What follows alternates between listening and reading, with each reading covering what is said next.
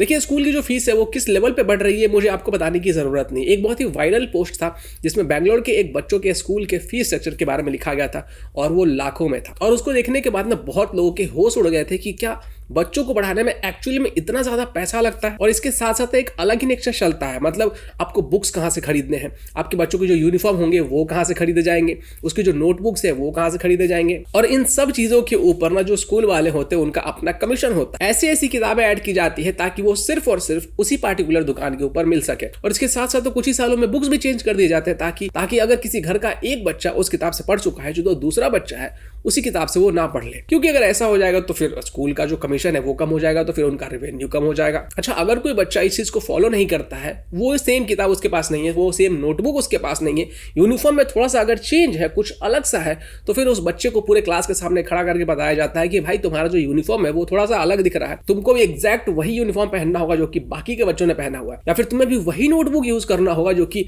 बाकी के students use कर रहे हैं। अब जब बच्चे को पूरे क्लास के सामने इस तरीके से बोला जाता है तो वो भाई ह्यूमिलेट फील करता है। फिर वो घर जाता है और घर में जाके पेरेंट्स के ऊपर प्रेशर डालता है कि मुझे वही किताब चाहिए, वही यूनिफॉर्म चाहिए, एग्जैक्ट वही नोटबुक भी चाहिए। और फिर इसके कारण जो पेरेंट्स होते हैं वो वहीं से उन सामानों को खरीदने के लिए मजबूर हो जाते हैं। अभी रिसेंट आपको दिल्ली का एग्जांपल देता हूं कि दिल्ली के अंदर जो स्कूल्स थे ना वो फीस को लेकर मनमानी कर रहे थे। फिर जब दिल्ली की गवर्नमेंट ने उन्हें रोकने की कोशिश की कि तुम अपने मन से फीस नहीं बढ़ा सकते हो, तो ये जो स्कूल वाले होते हैं ना, इन्होंने एक बहुत बड़े वकील को हायर किया। जी हाँ, करोड़ों में जिस वकील की फीस होती है उसको हायर करते हैं और पहुंच जाते हैं कोर्ट में। अभी जो स्कूल है ना वो इस बात का एक्सक्यूज देते हैं कि हमें फीस इसलिए बढ़ानी पड़ती है क्योंकि हमारा जो रेवेन्यू है वो कमता जा रहा है। अरे भाई, रेवेन्यू कमता जा रहा था, तुम करोड़ों रुपए के वकील को कैसे खड़ा कर पा रहे हो? अब थोड़ा सा समझ लेते हैं कि ये दिल्ली के जो स्कूल है, प्राइवेट स्कूल्स, और जो दिल्ली की गवर्नमेंट है उनके बीच में ये कैसे टसल चल रहा है। अब हम थोड़ा सा समय में पीछे जाते हैं ताकि ये जो पूरा मामला है थोड़ा और आसानी से हमें समझ में आ सके। दिल्ली में स्कूल एजुकेशन का सिस्टम 1973 के एक्ट से चलता था। एडेड स्कूल्स पर तो सरकार का कंट्रोल था क्योंकि 95% फंडिंग गवर्नमेंट से आती थी, लेकिन जो प्राइवेट अनएडेड स्कूल्स थे, जो प्राइवेट लैंड पर बने हुए थे, वो एक ग्रे जोन में ऑपरेट कर रहे थे। धीरे धीरे इन स्कूल्स ने बिना पेरेंट्स के कंसल्ट किए, बिना ट्रांसपेरेंट ऑडिट के अचानक फीस बढ़ानी शुरू कर दी,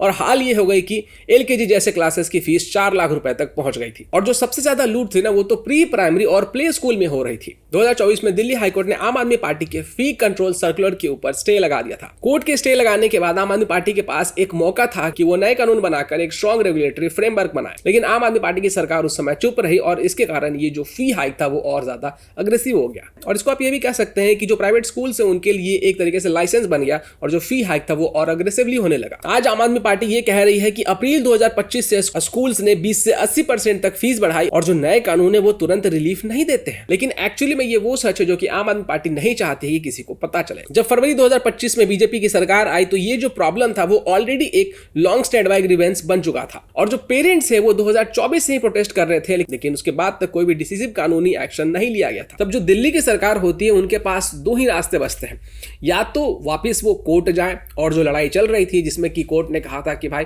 हम स्टे लगा रहे हैं कि नहीं, आप जो है दिल्ली गवर्नमेंट वो स्कूल्स को नहीं रोक सकते उनकी फीस को बढ़ाने से, वो लड़ाई लड़े, या फिर उनके पास दूसरा ऑप्शन बच जाता है कि हम कानून के अंदर ही फेर बदल करें जिससे कि ये जो प्राइवेट स्कूल है वो फीस को ना बढ़ा पाए। अब यहाँ पे दिल्ली की गवर्नमेंट सिलेक्ट करती है कि हम नए कानून बनाएंगे ताकि ये जो स्कूल है वो अपने मनमानी से फीस ना रेज कर पाए। और आज वही कानून सुप्रीम कोर्ट में अपहेल्ड हो चुका है। अपहेल्ड होने का मतलब है कि सुप्रीम कोर्ट ये मान रही कि हाँ भाई, दिल्ली की सरकार ने जो कानून बनाया कि भाई स्कूल अपने मन मर्जी से फीस को नहीं बढ़ा सकते हैं वो बिल्कुल सही है। अब जो इसका सबसे बड़ा असर है ना वो साल 2026 और 2027 के सेशन में दिखेगा, क्योंकि अब कोई भी स्कूल बिना फी रेगुलेशन कमेटी के 1 रुपया भी नहीं बढ़ा सकता है। अब इसको आप कह सकते हैं कि जो मिडिल क्लास लोग हैं उनके लिए एक गिफ्ट है, क्योंकि जो स्कूल की मैनेजमेंट है ना वो अपने आप अपने दम पे जो स्कूल का फी है उसको नहीं रेज कर सकते, उसको नहीं बढ़ा सकते। फीस बढ़ाने के लिए जो पेरेंट्स होते हैं उनके साथ उनकी सहमति होनी चाहिए, तभी जो फीस है उसको बढ़ाया जा सकता है। और इस कानून ने उस नेक्सस को खत्म कर दिया जो कि जो स्कूल के अथॉरिटीज होते थे और जो स्कूल का मैनेजमेंट होता था वो लोग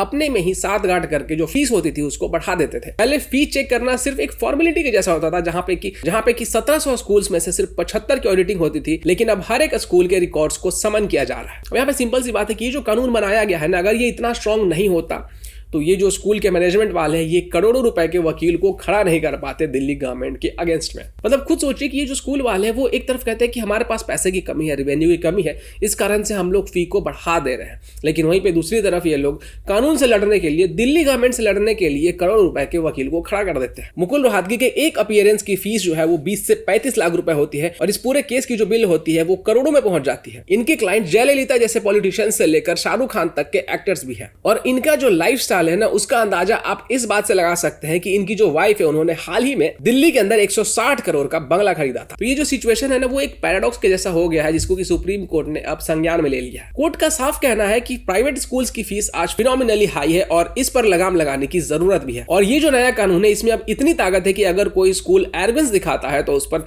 10 लाख तक का फाइन लगाया जा सकता है और बच्चे से एक्स्ट्रा ली गई जो फीस है उस पर 50,000 का जुर्माना देना पड़ेगा। और सिर्फ इतना ही नहीं, दिल्ली की गवर्नमेंट उन स्कूल्स के रिकॉग्निशन को कैंसिल भी कर सकती है जो कि पेरेंट्स को लूटने की कोशिश करेंगे। अब एक और बड़ी बात यह है कि पहले स्कूल्स के मीटिंग में ना कोरम को बहाना बना देते थे, यानी अगर पेरेंट्स नहीं आए तो ये लोग अपनी मर्जी से चलाते थे। लेकिन जो नए रूल्स आए हैं उसके कारण अगर एक भी पेरेंट्स की ग्रीवांस आती है तो डायरेक्टर ऑफ एजुकेशन के पास सेक्शन 11 के तहत सीधा इंटरवीन करने की पावर आ चुकी है। तो ये जो कानून है ना इसको एक तरीके से आप वीटो पावर भी कह सकते हैं जो कि पेरेंट्स के पास आ चुका है। अच्छा, इस कहानी में कुछ ऐसे भी किरदार है जो कि फैमिलीज के हितैषी बनने का ड्रामा कर रहे हैं। खागेश बी झा जो कि मीडिया में कॉमन पिटिशनर के नाम से घूमते रहते हैं, असलियत में ये केबीजे लॉ फर्म का मैनेजिंग पार्टनर है। 2024 में ये आम आदमी पार्टी की यूनिफॉर्म प्रोक्योरमेंट पॉलिसी के खिलाफ थे, आम आदमी पार्टी को क्रिटिसाइज कर रहे थे और आज यही व्यक्ति नए फी रेगुलेशन लॉ के खिलाफ पिटिशंस डाल दे रहे हैं। कोर्ट के अंदर वही नैरेटिव्स पुश किए जा रहे हैं जो कि आम आदमी पार्टी के लीडर जैसे कि सौरभ भारद्वाज पब्लिक में जो बोलते रहते हैं। और एक्चुअली में ये लोग चाहते ही नहीं है कि जो दिल्ली के पेरेंट्स है उनके हाथ में कोई असलियत में पावर्स भी है।